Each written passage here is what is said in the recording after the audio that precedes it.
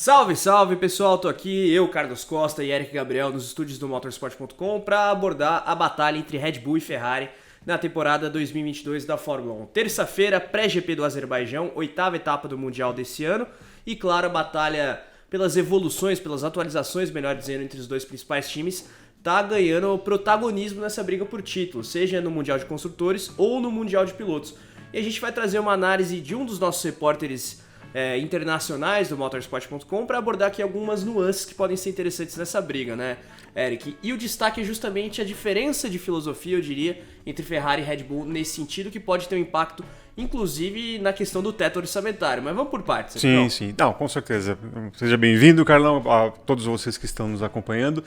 A gente fala muito dos protagonistas da Fórmula 1, que acho que são os pilotos, mas esse lado tecnológico, de desenvolvimento, uma corrida armamentista pelo melhor carro, né, por aquele que descobrir a melhor solução, uma atualização, uma ideia, ainda mais num primeiro ano de carro novo, de uma nova filosofia do carro novo da Fórmula 1, pode valer um título sim, né, e ainda tem ainda mais num ano de regulamento novo, né? De regulamento novo e a questão do teto orçamentário. Então, lembrando, só pra galera que tá falar. conosco, o teto orçamentário desse ano é na casa dos 140 milhões de dólares. Então, 5 milhões de dólares a mais do que se tinha em 2021, no ano de novas regras, com todas aquelas compensações de CFD e tudo mais. Isso. E aí também a gente tem uma tradição já sendo quebrada, Carlão. Por quê?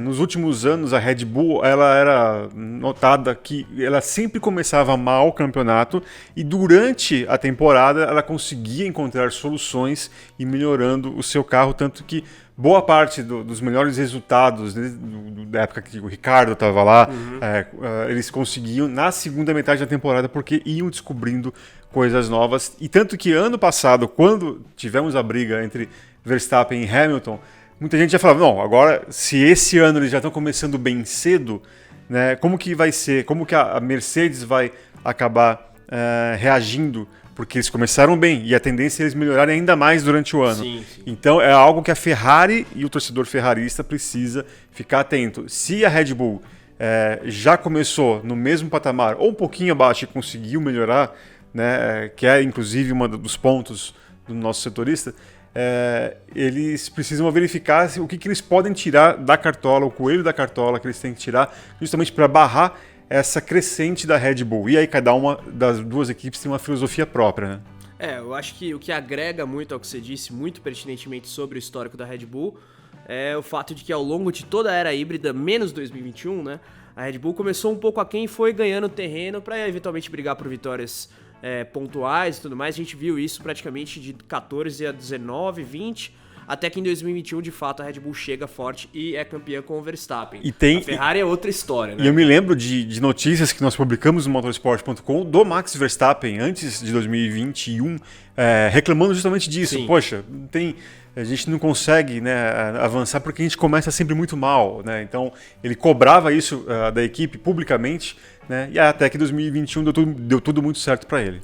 Em relação a tudo isso, é importante a gente pontuar a diferença de filosofia da Red Bull para a Ferrari, né? A gente vai tratar disso na sequência, mas eu queria destacar aqui o colega nosso de Motorsport.com que deu a nós todo esse insight em relação à comparação de Ferrari e Red Bull. Estou falando do Juan Rosais, que é um dos repórteres espanhóis do Motorsport.com. Ele teve, inclusive, no GP da Espanha, que foi a etapa na qual a Ferrari levou uma saraivada aí de atualizações, né, Eric? Isso.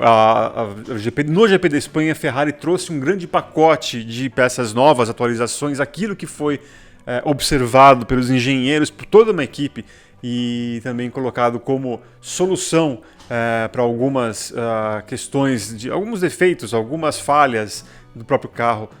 Não que o F175 seja repleto de falhas, mas é um carro que nasceu muito bem, mas também, obviamente, precisa se atualizar, justamente porque a concorrência também vai atrás disso. Briga de gato e rato da Fórmula 1, como de praxe, né? Exatamente. E aí, o que acontece?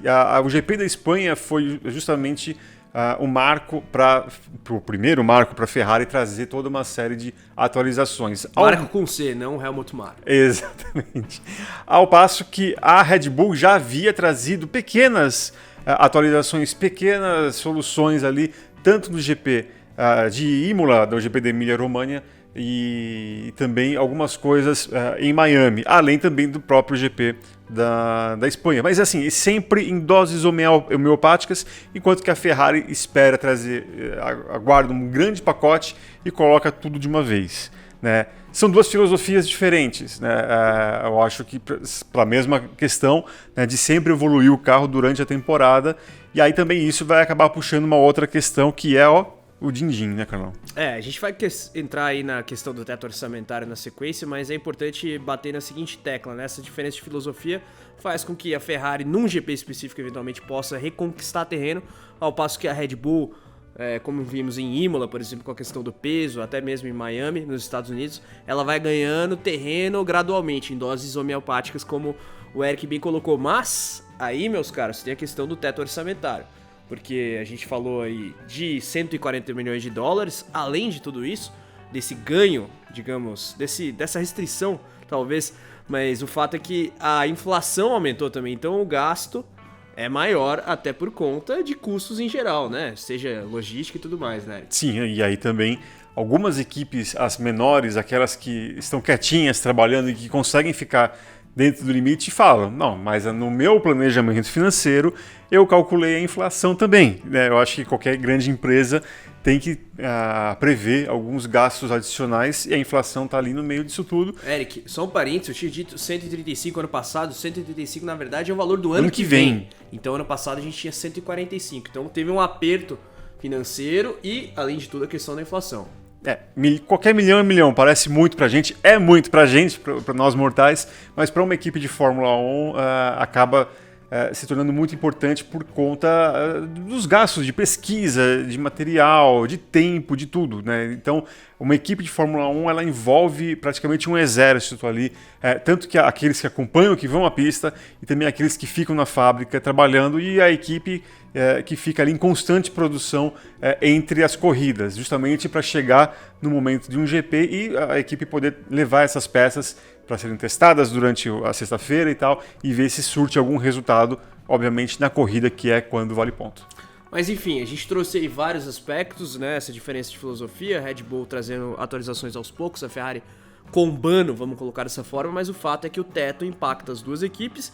E aí qual que entra a diferença? Inclusive, o Helmut Marko falou de maneira um pouco mais en passant sobre isso em entrevista ao Christian Nimmervoll, repórter alemão do Motorsport.com. O fato é que a Red Bull, com essas pinceladas novas do carro, vai conseguindo evoluir de maneira mais gradual e eventualmente consegue compensar em pistas para a Ferrari esse desempenho que seria em tese mais favorável ao time italiano. Isso é um sinal de alerta para a escuderia de Maranello, segundo o Juan Rosales, nosso repórter espanhol, e o Marko, em entrevista ao colega alemão, falou que as atualizações estão planejadas, falou inclusive que o carro pode emagrecer mais 5 quilos aí nas próximas etapas, e que a diferença de rendimento, por exemplo, do quali de Mônaco, na verdade, que estava aí na casa de 1-2 décimos, ela não é representativa de acordo com o planejamento de atualizações da Red Bull para a temporada. Então, isso acende um sinal de alerta para a Ferrari, né, Eric? Sim, e aí a própria Ferrari também acaba contestando muito isso. O próprio o Mattia Binotto já falou sobre isso, porque para ele uma hora o dinheiro vai acabar, ou uma hora eles vão ter que parar de gastar. Vai acabar eventualmente para os dois. Vai acabar para os dois, né? E aí acho que aí é o que pode render muito, né?